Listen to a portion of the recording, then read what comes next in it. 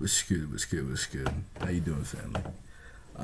Or peace, family, rather. I've been doing that for years. I didn't know what I wanted to make this video on until I started doing my bookkeeping slash accounting, and then I completely fucking understood what I wanted to talk about today. I don't know how much time I have because I have some time because my son's asleep right now. And after that, we're either gonna go to the backyard or go to the park. I do not know which one yet. And just have a great day. Have a general, all around great day. You know. But I wanted to talk about the business aspect of this all. You know, a lot of people are already gone. People, 20 seconds, 30 seconds, they're gone. They're out, and that's good for those people. You know, but they're probably not really gonna make it as far as the people that make it to the end of this video, to be honest with you, because excuse me, the business aspect of books, the business aspect of the publications industry, you can make a living off of this thing.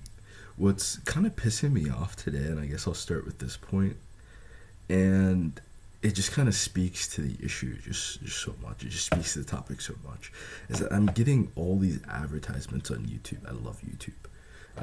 I watch a lot of YouTube, which made me want to make a YouTube channel because I learn a lot of stuff on YouTube, and it's like if I can give back to that, then great. I see people doing that, but they do it in like this kind of weird type of way, like this way I was like really against, and it's not like I'm becoming more supportive of it, but I'm learning from it, you know. And that is that you have people making money off of Amazon, making more money than real authors are, the actual writers are, getting people from other countries to write books for them. You know, they pay someone to write the book for them, to ghostwrite the book. They take all the credit for the book, and all they do is spend all their time focusing on the marketing aspect, the niche aspect, and I guess fronting the money for it all. They're funding the entire project, and that's the mentality behind the capitalist system. The people that actually create the work are not as important as the people that are making money off of the work. And I get, you have to like have that background understanding inside of the marketing and inside of just understanding your niche. If you write sci-fi, fantasy readers don't want to read your book. They're two completely different genres. If you write low fantasy, high fantasy readers aren't going to consider your book really fantasy. It's like they're going to be waiting for all the mysticism and all the magic to happen, and they'd be like, this is just magical realism. Like, this is just bullshit. Like, this, you know, there are people that love to read autobiographies. There's people that love to read biographies. Difference is autobiography is written by that person, and they want to see that person's first-hand perspective. Other people want the investigative, journalistic understanding of a person's life. Like, they're two completely different things. So I would say years ago, you know, because even now I still get really cringe and just get really fuck this person, like, for that. But it's like, that's genius, you know. Like, you're making money off of Amazon when people that write books and their whole dream is to write books can't make a fucking penny. They can't make shit. They can't sell anything. They can't even sell a book to their friend.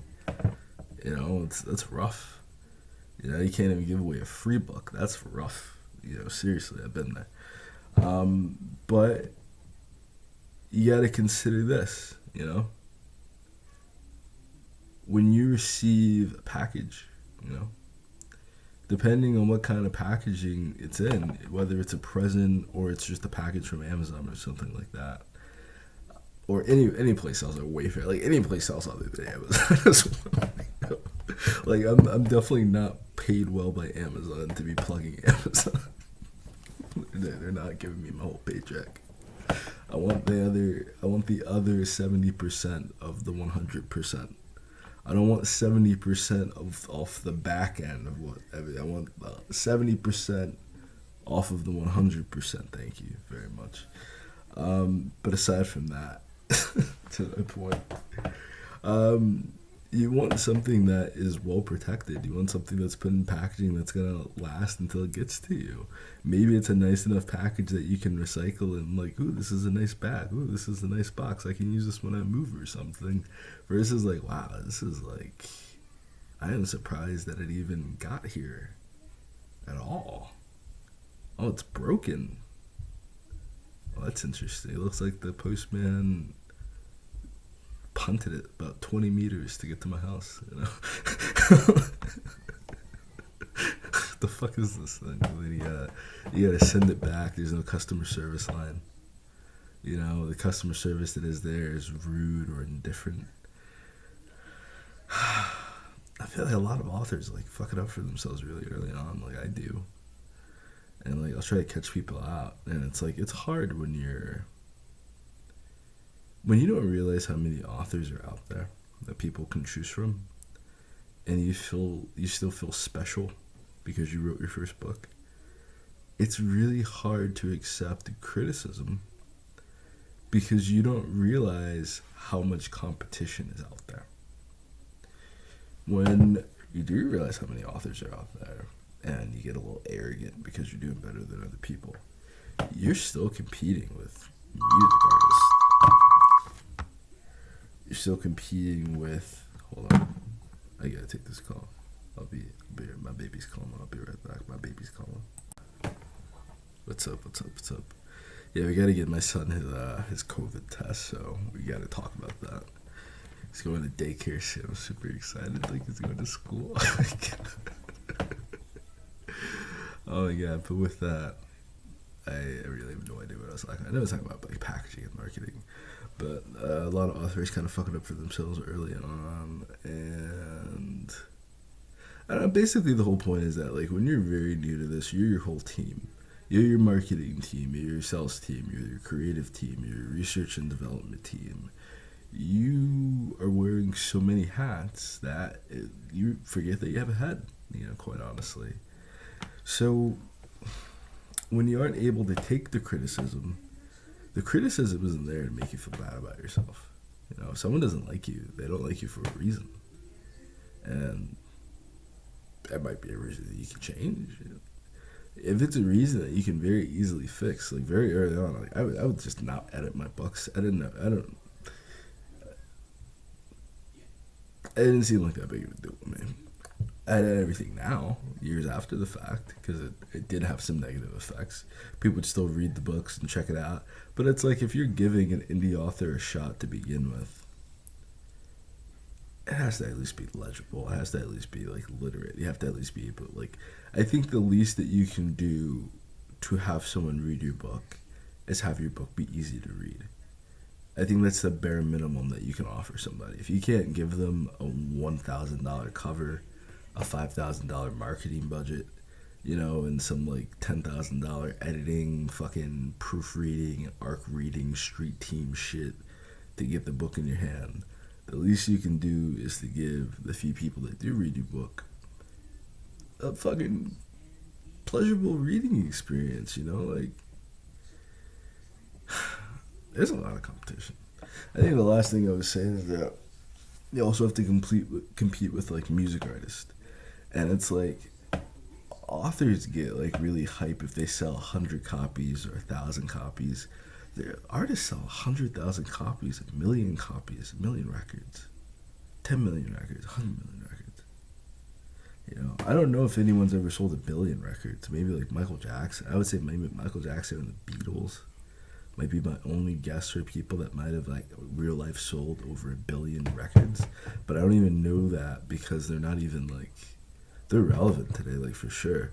But like, I don't know. I would have to actually like look it up and research that because I feel like I'm like low-key interested now. But even then, like movies do $1 billion in box office, $1,000,000 in box. I'm not sure if a movie's ever done fucking $1 billion. It might be like $1 billion industry overall. But I don't think any movie has ever made $1 billion. Like you would have to make like a really fucking good movie to make $1 billion, you know, off a movie. That's another good thing to look up. Has a movie ever made $1 billion? Like,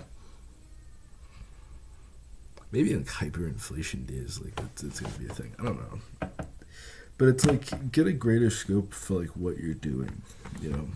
But also with that greater scope, to the first point, you also need like a very narrow vision and focus on what the fuck you're doing as well. It's like you wrote your book. You're not representative of the entire human population. So the entire human population isn't going to read your book. It's just not going to happen.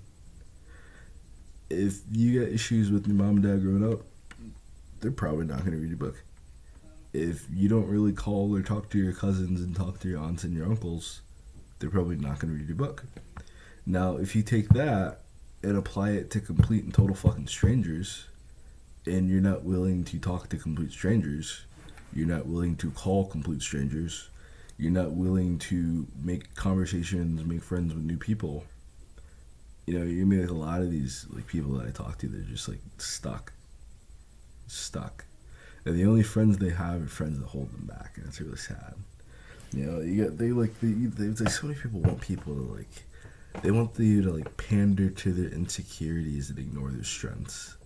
And it's like, if I'm looking at you and I can see that you can throw a fucking football like 300 fucking feet, you know, or some shit like that, I'm not gonna fucking focus on your ankle or something. You got weird ankles, kid. Yeah, but I can launch a fucking football. Yeah, but you might break your ankles running around. It's like, I probably won't. You know, I'm structured the same as you are, like functionally, you know, like I got narrow ankles or some shit like that. I mean, we got knobby ankles. Like, nah, man, your ankles are weird. I'm gonna give it to the kid that can't throw for shit, but he has nice ankles. Because people are petty. That's just it. People are fucking petty. Some people aren't gonna support your shit just because you're doing it. Like, I see that shit all the fucking time. I was doing this event at like Maplewood Funk Fest. Maplewood Funk Fest. I keep saying Maplewood Funk Fest because it was actually in Maplewood, New Jersey. But there's a lot of like South Orange people over there too, so you know, we did our thing. It was a great event.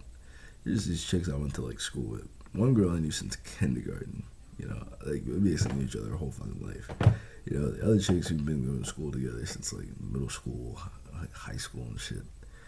And they see me. Maybe the slimmest possibility that they did not recognize me, like the slimmest, fucking ignored me. They didn't fucking acknowledge me. They didn't even like. They looked in my direction. I made eye contact with a couple of them. They just kept fucking walking. They didn't even wave. Just kept fucking walking. I did a little like, "What's up?" You know, but it's like some people just won't support because it's you, nigga. Like that's it. And that's what it was like when we were like fucking young. It was the same shit when we were young. It's like somebody say the same shit I say. They applaud that nigga. They ignore me. You know, white person says what I have to say. They listen to the white kid. They ignore me. You know, I stay out the way, man. I wasn't like a kid that was like really out and about, and that really hurt me marketing my books. I just stayed in the library most of the time. That's probably why I became an author. I just chilled in the library. You know, got my lunch from outside the school. I went to the pizzeria, bought my lunch, came back. Sometimes I brought my lunch if I had time to make it myself or did it the night before. Go to the library, chill there. You know. It was cool. It was fun. Did my thing thizzle. But more than anything, it just taught me that you're not representative of the world. You know, like, the people out here are like savages, but like people out here are like really like fucking just out for blood. Anything that they can do to lower your self-esteem, anything they can do to make you feel bad about yourself, anything that they can do to make you question or second guess what you're doing, they're gonna do it. Like, they have nothing else to do. For a lot of them, they're raised that way. You know, they're not gonna support you because they're just not supportive people. And it's like, you eventually just gotta. I had a friend. I'm not gonna say his name because I still love him to death, but we had to stop being friends essentially because like, nigga, you know, support. Like, even we'll be hanging out. If we want to smoke weed, if we want to do any bad fucking decision together, we'll fucking do it. anything to support the other fucking person, like we'll do it like low key, high key. You know, it's just like I feel I'm talking about being an author shit like that. Just let's smoke. Okay, let's smoke. Let's get high. And it's like I can't fucking do this, man. I'm gonna smoke by my motherfucking self now, man. Like I'm gonna smoke alone. I've been smoking alone basically since I left Ohio. You know, because of that. And it's like I love you guys. Another dude used to come over, and he was like low key, high key, the drug dealer for real, for real. Like he would come through. It was like weed's decriminalized in Ohio, by the way. It's legal in New Jersey right now too. So this is like there's nothing wrong with me saying this. It was decriminalized at the time of the story as well. So it's like it's chill. It's chill. But it's a good representation of like just having shitty people in your fucking life. This nigga would like come around all the fucking time and smoke our we'll like buy weed off of him, and then he would smoke our shit up that we just bought off of him. Every day, like all the fucking time, and we're just like, bro, like, what the fuck? Like, it's like you don't ever fucking smoke us up. You don't ever fucking bring your own goddamn weed. You don't ever fucking bring enough weed fucking with you. You bring exactly what we had asked for and nothing more. But there was a sense of respect to that because that's his livelihood. That's how he was paying his bills. His girl did his thing. He had to provide and pay for it. Like there wasn't a lot of weed for it to be free, you know? And it's like if he wasn't smoking with us, he probably didn't have the ability to really smoke like that because he would be smoking his own profit up, which would fuck up his situation, which led to some other issues that was going on there. But, yeah, hopefully he figured it out. I haven't spoken to the other guy. The second guy I haven't spoken to. First guy haven't spoken to in like a couple of months or some shit. Because of that little Nas X twerking on the devil. I wasn't cool about that. And I'm just like, how the fuck, like, people can always just, like, insult Christianity. They can always take shots at God. They can always glorify the devil. But you're not supposed to speak out on... You want to speak out upon people wanting to be holy, wanting to be righteous, wanting to live in a sane manner, wanting to live according to some divine morality, but you don't want to say shit about dudes twerking on the fucking devil. Like, I don't know. He kills the devil at the end of the music video, whatever. But I just, like, after that shit, like, it's just like that. Like, once you realize, like, what people really, like, enjoy, and you realize, like, what people really, like, think about, you realize what people really want to see. Like, with women... I didn't stop like writing for women in general and entirely, and women are free to partake in my books. But I just like seeing some of the shit that they're into, like some of the BDSM, fucking gangbang shit. Like, women are into some crazy fucking shit when it comes to fiction, man. Like, women won't watch porn. Women read books. Women read books for porn. When women buy books, women are usually buying pornography to make them feel smarter than their husband or their partner or whatever. Because nigga probably ain't gonna read the book anyway, so you don't know what the fuck is in it. He don't know what the fuck she's reading. So they watching, they reading some crazy shit. And they love it. They love it. After that, man, I feel bad. You know? It's like, once I saw what, like, I mean, just in general with life experience, too, once I saw what women really into, I was like, you know what? I'm not that upset that many women don't read my books. Because, like, I get what you're reading for, and that's not what I'm saying. My books aren't porn, you know? There's sex and there's violence in my book, but my book's not snuff. My books are not pornography, you know? I guess you can get off to it if you want to, but it's like the sex has to come at a good time, or sex has to be purposeful and meaningful. To some degree, it's not always like it doesn't always seem super fucking purpose. Sometimes the purpose of the sex is just to show the effects of sex with a married person's life, or a person dating somebody else. Or like, there's usually a moral to my stories or something like that. I'm trying to educate and entertain people. I'm not just trying to like mindlessly entertain people. But that's not a huge market of people, you know. Like, not everybody here is looking to be both entertained and informed at the same time.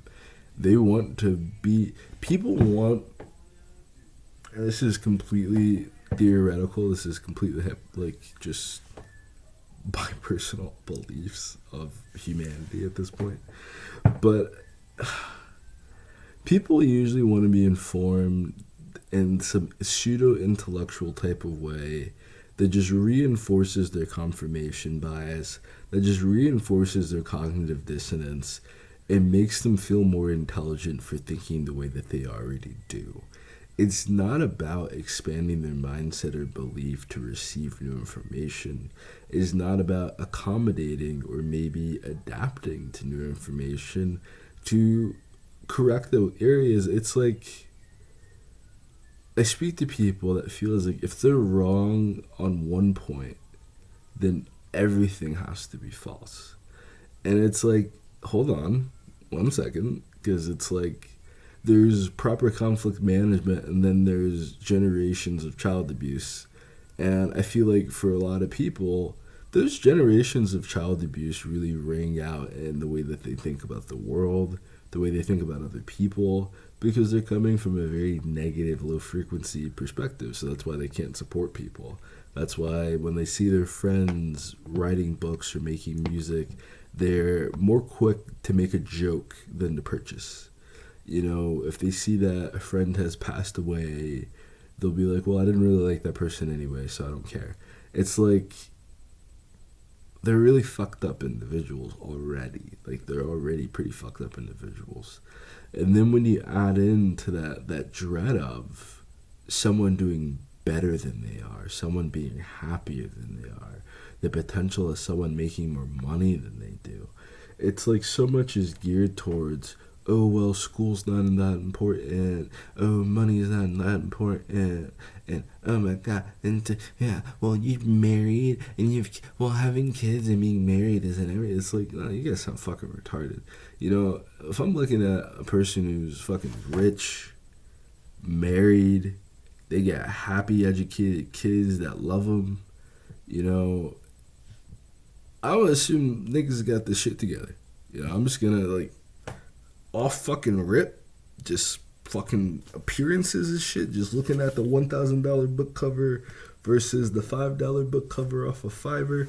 You know, that $1,000 book cover looks pretty fucking good. You know, that motherfucker that got their shit together looks pretty fucking good. Someone who's not married, I got a kid, we're together. We consider what we're doing marriage, but it's not marriage, you know. It's not legally bounding. There's no benefits that come with it tax-wise. We can't write it down like that. And it's like there's so much dogma against this shit. I know I'm like high-key on a tangent and whatnot, but hey, you know, let me bring it back. Let me reel it back in for a second.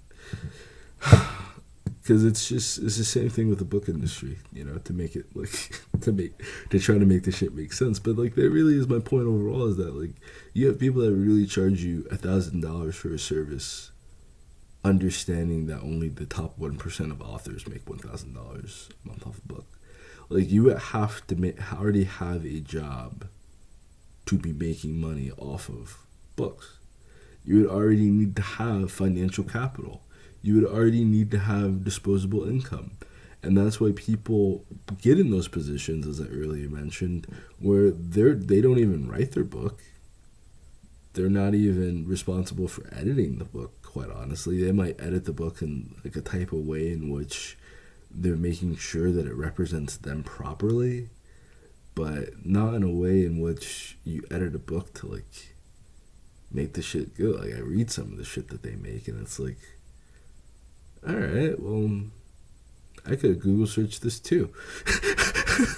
You know, like, I could have looked it up, and I fucking did. And I just started reading books about like selling shit on Amazon. Honestly, like this year, I've read marketing books and books about sales for a while, but I've never niched down within my research. I never niched down within my studies to just specifically books until this year. till 2021. Um, I've seen some cool results. I've seen some new things I haven't seen before, but I also see just it's all just sales, you know. It's all just sales to just, and I guess that instructs you and shows you they know what they're doing, because the majority of the nonfiction books about how to sell a book, not I don't want to say the majority. Let me take that back. A number of, you know, a handful, you know, maybe two handfuls, maybe if you like tuck your shirt in, you know, when there's a piñata and there's candy, and you try to fit all the candy you can inside of your shirt so it doesn't fall out, but a few fall out, so the few are good and the few make sense. But the mass majority, you're just trying to stuff inside of your sweatshirt so you can get away with as much as possible before your parents catch you. And they tell you, you can't take all that candy, you gotta share with the other kids. And you're just like, fuck these kids. I was just at a party. I was just at a 1-year-old birthday party over the weekend, and there was a vignette. That's like all the kids did. All the kids just jumped down on the floor and just started stuffing candy in their bags. And my son's never seen a piñata. My son Steve's never really seen a piñata before. He doesn't really know what the fuck's going on. All these kids are just, yeah, the candy. And he's just, it's like, it was so sweet. He's just putting the candy in other kids' bags. He's picking up the candy, putting it in their bag. He's the only one doing it. I'm like, I love you so much for that, you know? I think he just woke up, so I'm probably going to head out soon. Like, I love you so much for that. But that's really just what it is. You have a lot of people that just, they're making money off of, I learned this thing when I was getting picked up by one of these MLM groups that were like trying to recruit me. And they said during the gold rush, this is one of the books they had us read, which was Household Gold.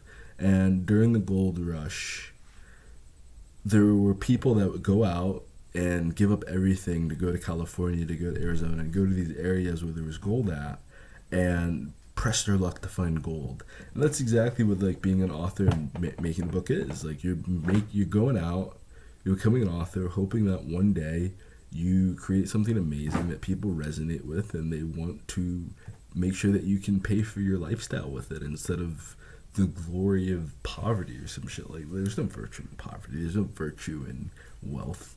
Neither is virtuous. You know, there's virtue in just helping people do what they fucking need to get done. So there are people that seized upon that opportunity, and they would sell pickaxes to miners. They would start a general store. They would start a store where they just sell supplies to the people doing it. They get rich, guaranteed. They make their money no matter what, because people need the knowledge, people need the material, people need the resources. But what ultimately happens is that if you take this stuff out on credit, hoping that you come back and you struck gold and you didn't, you know, you weren't one of the lucky ones that got to make the fortune, then you're fucked. Now you're in debt. Now you spent. I'm sorry, but I didn't mean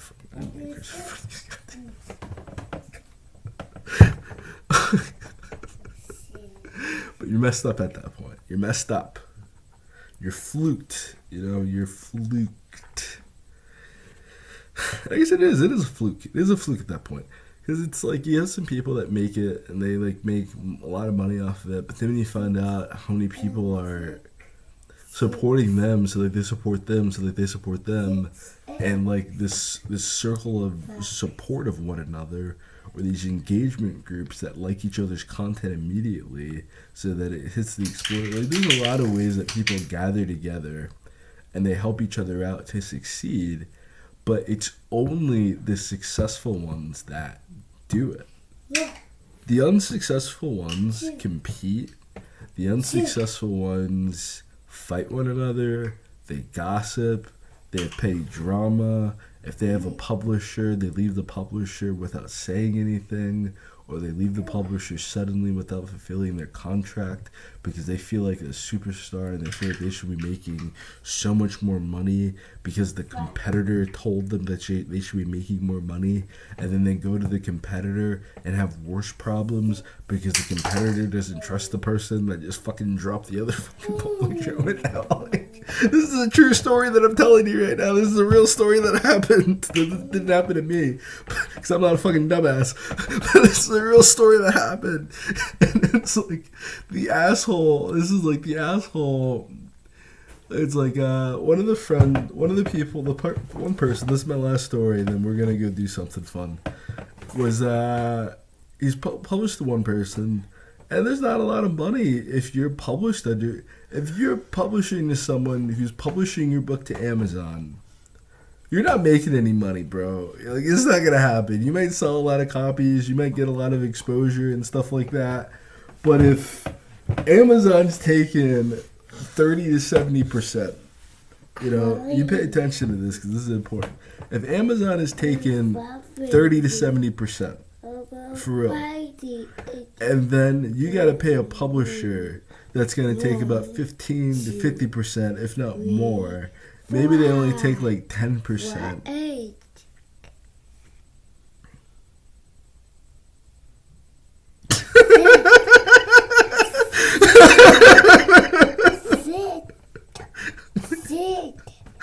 Okay. I don't know. Like, understanding the business end. I know I talked about a lot of things. I jumped over the point. I'm trying to keep these videos shorter. And we're gonna discuss this a lot more. I'll like look it over maybe and like find more. Find better points to make about it. But it's like, so he drops the one, and it's very public. This is like all over like the Facebook fucking newsfeed. Both of them are posting about the person that he left the publisher, and then the new publisher, and then him are all very vocal about this. So he leaves the one publisher for the new publisher. And then the new publisher sees the old publisher discussing it, and they're like, "Oh, well, this is bad. This doesn't look good." So they now he doesn't have any publisher. Now he has no publisher.